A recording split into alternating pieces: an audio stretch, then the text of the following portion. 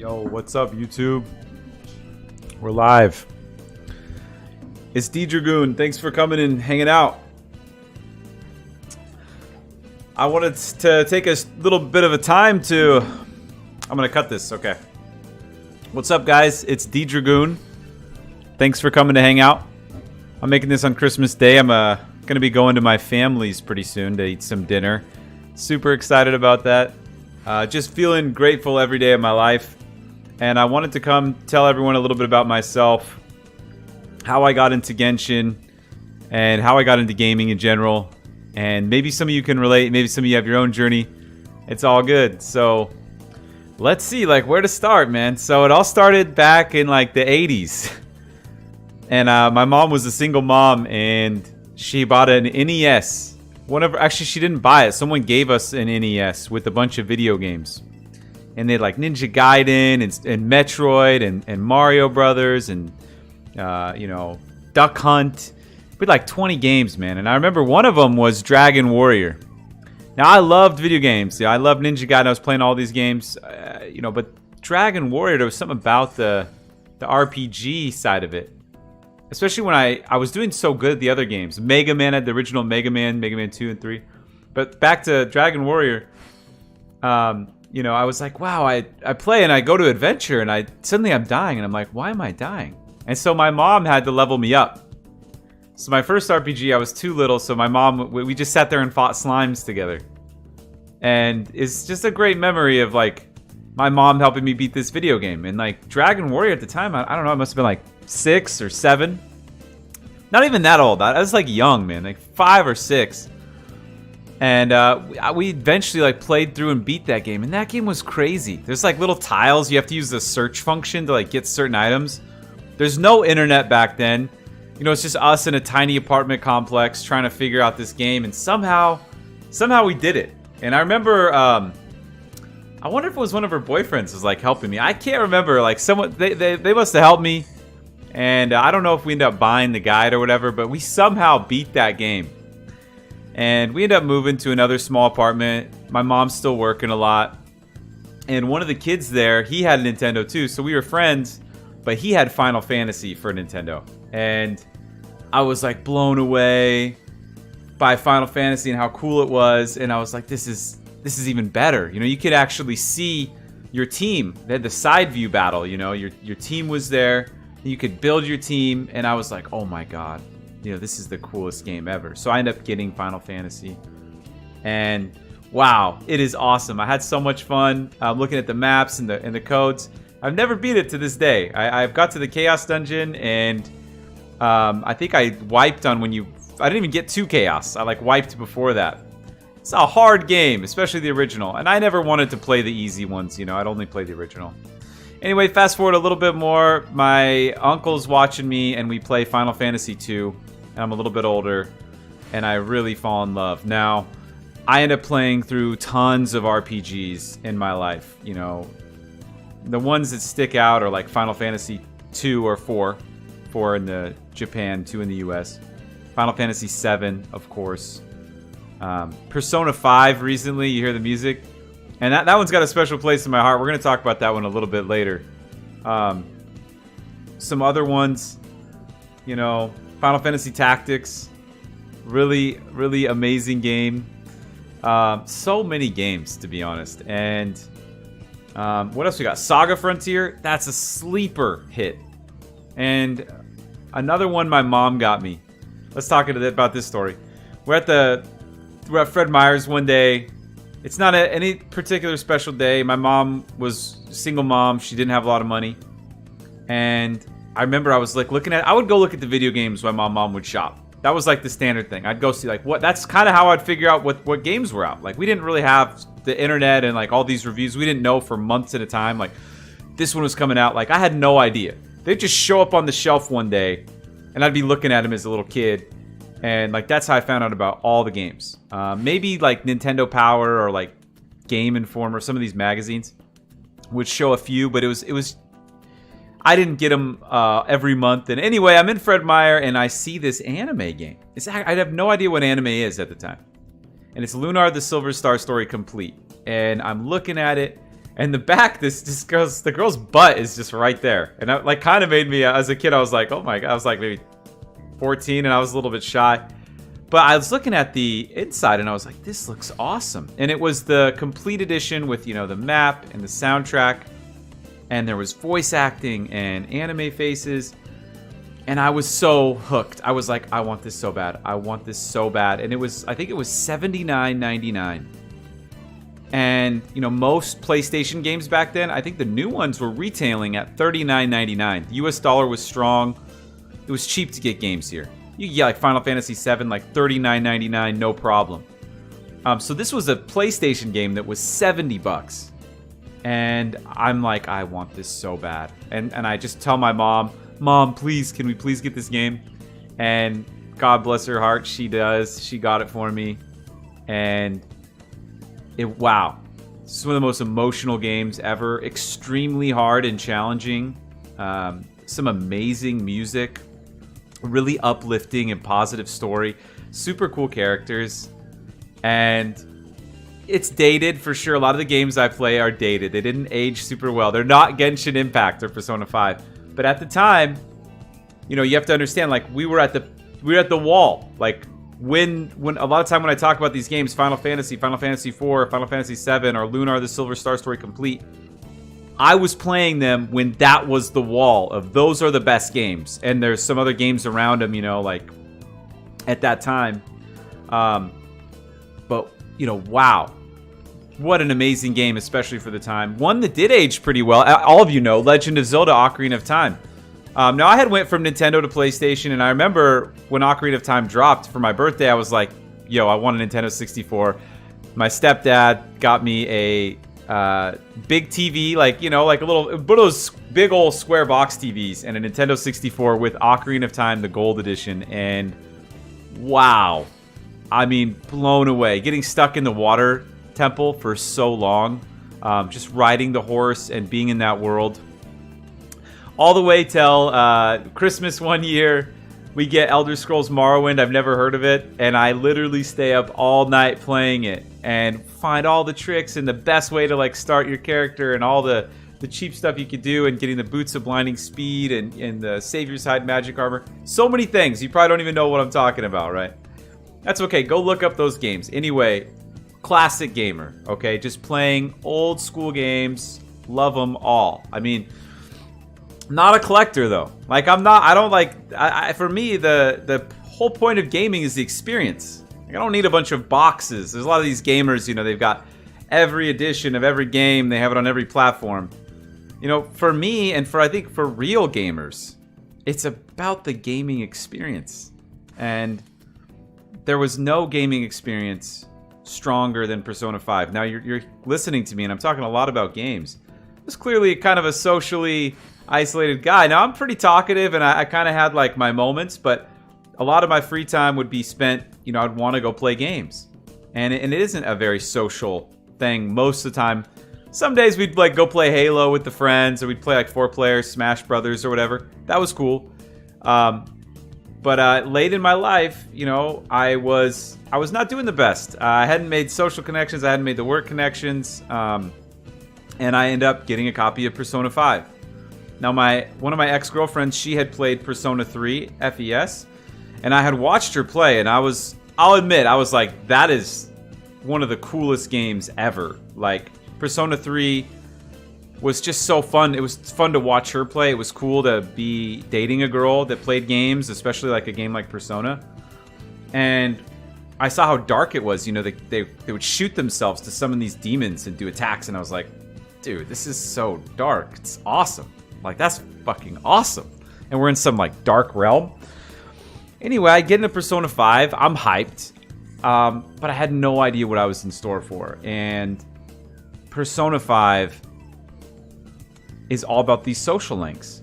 And right when I played through the whole game, you know, the soundtrack, the story, and I'm not going to spoil anything about it because I think it's one of the best games ever. I'm so sad I haven't been able to play Royal because it's not on PC. I don't know anything about Royal because I don't want to spoil it for myself, because Persona 5, in my opinion, is the epitome of turn-based RPGs. It's never been done better. It's never been done more stylish. There's never been a story told so well, and it just speaks to the future of turn-based gaming. And I absolutely loved Persona 5, and it changed how I look at relationships and the world, because there's the dual aspects of forming your social connections with your friends and with people in the town in Tokyo to make your other parts of you stronger, which is such a true metaphor for real life. You know, you have to forge strong relationships to take care of the stats you have in real life, to kind of play the game of life.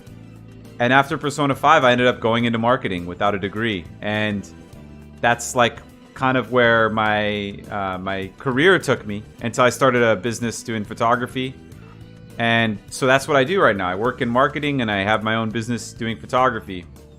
And one of my hobbies is I love to play games. And I talk a lot. So I thought, you know, I've been playing so many games. I've been watching so many YouTubers. A lot of love to YouTubers. Some of them just don't do it the way I would. So I was like, you know what? Maybe there's a niche. Maybe there's some gamers out there like me who would kind of like to look at this a little bit differently. So I'm not trying to do Let's Play videos or anything. I'm talking about gaming culture and how to fix games and where gaming should go and what games really just hit the mark and where do they hit it, you know? And the crazy thing about Persona 5 is, gosh, it is so hard for me to criticize that game, especially the original. The original is actually harder than Royal, from what I've heard, because of a lack of resources. So that original experience, especially on the hard difficulties, is just brutal. But with the stylish execution and how cool the story is, it just makes it such a payoff. I think a lot of the time, turn-based RPGs aren't that hard. And that kind of takes away, because it's so easy to find a pattern that works. But anyway, so as much love as there was for that game, right about the same time, Nier Automata came out.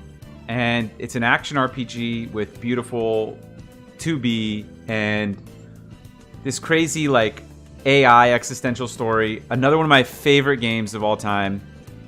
I actually was like so hyped about Final Fantasy 15, and I have never been more disappointed. I was like, this is not Final Fantasy. There's no girls. The story was ruined. It was released way too early. A million things I could say that I hated about that game. I felt like I was playing Assassin's Creed with Final Fantasy skins on. And then Nier Automata was there, and I was like, well, at least there's Nier Automata. That kind of like saved up for it. I had spent like, I don't know, I bought the season pass. They never even gave Aranea her own arc. And then they cut like the content. And to be honest, I've never really forgiven Square Enix. Final Fantasy 15, I was so hyped about it, and you know, it was supposed to be something a lot different than it was. And I know I've been all over the place. I'm crazy. So if you're going to be at this YouTube channel, that's going to be like part of my personality. So you got to take it or leave it, okay? We've gone all over the place. But anyway, Nier Automata is amazing. So I'm looking for something new, and Genshin Impact like shows up on my radar one day. And I'm like, this looks interesting. Because I'd played Breath of the Wild at this point. Loved Breath of the Wild. I mean, who didn't? Absolutely, possibly one of the best games of all time. A lot better in some ways than Genshin Impact, especially like the psychology it left me with. I feel like this game is not as healthy in some ways. But anyway, I end up finding this game, and man, I have spent so much time in this game, and that's kind of like the game I'm playing regularly. And it hits it just checks a lot of boxes. As much as there's things I want to be critical about of this game, there's a lot to love. And we're going to focus on that. So I just kind of want to show you some of my favorite characters. And there's two teams that I use in the Abyss right now. This is my Kamisato Ayaka. I'm sure you all know her. Amazing. She's Constellation 0, but I'm thinking of C4ing her. I don't know why. Maybe I'll just stop at C2, which is, kind of gives her that cooler visual effect. I got a C6 Diona. Don't ask me how, okay? I somehow have a C6 Mona. I have no idea how. I don't know how that happened. I somehow do. And C0 Kazuha. But this team is so cracked. You take your Diona, bro. I mean, you already know this team, but at C6, you're dropping 200 EM onto Kazuha. So let's just go to the Abyss for a second. I'm going to look at the artifacts. We kind of went through our gaming journey. Here I am today. I play Genshin Impact every day. I love it. I wish there was more to do in it. I've got Tales of Arise. I've got a few other games I want to play. They haven't sucked me in enough. I got Shin Megami Tensei 5. Awesome game. It's not sucking me in the way some of these other ones did. So I'm thinking maybe I'll need another action RPG, but anyway, I've got 2 teams, okay? And let's see, where's Magu Genki? Okay, Magu Genki's on the second half. So we're gonna throw the Ayaka team over here. And I have these, oh, you know what though? Let's check out the artifacts first really quick. And the weapons. So Ayaka, let's look at her stats. 26.8, 260 crit damage with a little bit of ER. And her attack is just sitting over 2,000. Well, she's getting 15% crit rate from her cryo buff. During the Mona Omen, you get 15% crit rate. And this can be extended during freeze, so it can last a little longer than the 5 seconds that it says it lasts, like right here. So it can actually last up to like 8 seconds, I think. That's 30% crit rate before the 20 if they're affected by cryo and the 40 if they're frozen. So if they're just affected by cryo in Mona ult with the cryo res, you're getting an extra 50% crit rate, okay? Which puts her crit rate at like 76.8. Ideally I would love to get this to 3,300. I would love that. Anyway, where it is, it's great. Kazuha is literally just an EM stick. Just got him on Elemental Mastery. He gives like an insane amount of cryo damage bonus when I swirl, especially with the 200 EM from Diona. My Diona actually is kind of doing some damage, dude. I got her skills up really high because I use this team a lot. And her artifacts are pretty cracked too. She's a Noblesse user. Focus on hit points just to heal, because that's really what she's doing. You know, so I got her... this is just kind of like a fun damage piece. Like, just give her a little bit more damage. But, you know, trying to get a little bit of hit points and energy recharge on there, and focusing on the HP main stats where I can. Like, even on the cup and the helmet. And just giving her a sack bow, because using that E skill, so awesome, bro. Just getting a shield and everything. You'll see. Now, Mona is absolutely cracked at 74.2, 184. She's rocking an R5 Wid Sith. And probably my best artifact on my account, which is this goblet. I don't know how I got this. Yeah, like, if you look at these stats, I mean, it's like 2 high rolls in crit, 3 rolls in crit damage, or maybe 2 rolls in crit damage, a base ER roll, and 1 roll here. Like, wow. It's so good. Now, that's my first team. The next team is going to be Hu Tao. Her artifacts are okay. They're not that great, but you know, she's got a good ratio. Not the best ratio. She's rocking Staff of Homa. I pair her with Xingqiu, and he needs a lot of the same artifacts my Mona has, so his ratio is not the best. And I pair her with Xiangling with the catch. So Xiangling's crit rate pretty high. The last member of this bunch is Zhongli, rocking an R4 Lithic Spear, because the second team is 4 Leeway characters. So Zhongli's getting like 40% attack, 24% extra crit rate onto this. So, works out pretty good. So let's go to the Abyss with this team. By the way, Hu Tao is C3. Zhongli's C0. Xingqiu's C6. And Xiangling's C6. So... I was just like sick of Bennett, and I was like, I want to make some teams that don't use Bennett at all. And this was just some awesome teams I had. So with that said, I'm going to turn off the webcam, and I'm just going to play some Abyss. So if you want to hang out and watch, go ahead. If not, no worries, guys. I'll see you on the next one, okay? We're going to keep making videos. Let's go.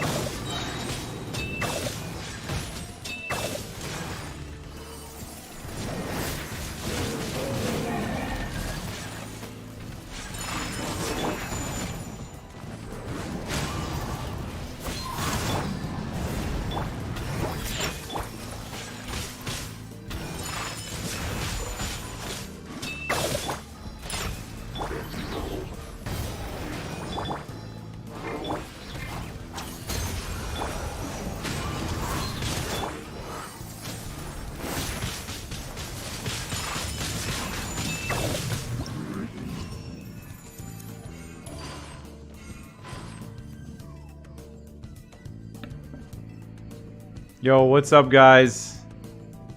It was a long video. Not the best gameplay. I'm pretty rusty, but and the team is definitely whaled out, right? Like the artifacts on these guys. This is like basically a day one account. I didn't go over to talent levels, but they're almost all maxed. I mean, if you saw that Diona's rocking 12-12 talents, you could kind of just guess everyone else's talents are pretty high up there, right? Like pretty darn high. Crowned Mona, triple crowned Ayaka. I want to put some constellations into Ayaka because she's just one of my favorite characters. I love her. Same with Hu Tao, double crowned. And Xingqiu. I mean, like, just high investment in these characters. So, with really good stats, really good artifacts. So, I'm not saying that these are, like, good teams or that everyone can build these teams. You know, you got to use what you have. I could make some videos talking about, like, how to optimize a team. Like, how I first got into beating the 36-star Abyss clears. If you guys are interested. But I just wanted to, like, throw out some of my personality and leave it on the channel because I'm making as many videos as I can. I know it's a long video. It's too long. They're not going to be this long, but this one's just about me. It's kind of me doing a rant. So if you want to see more of this stuff, like come to the live streams. We're going to be going for one video a day just in the mornings because I play so much Genshin Impact. I'll probably be doing some other game news, maybe talking about some other stuff as well, and just like gaming in general. Like the Final Fantasy VII Remake, something I want to talk about. The future of gaming, future of Genshin. I don't want to like focus so much on Genshin Impact. It's just like maybe we could bring these Genshin viewers into other parts of the gaming industry too, because there's a lot to be gained, and we have to remember this game came from a console game, from a single-player game, Breath of the Wild. Now this game's a lot different, but it wouldn't be here without Breath of the Wild. It's just facts. So thank you so much for watching. Please like, subscribe, comment, do any of that shit if you want to, and come back again, okay guys? Ddragoon here, baby. Let's go. I want to see you all come back, all right?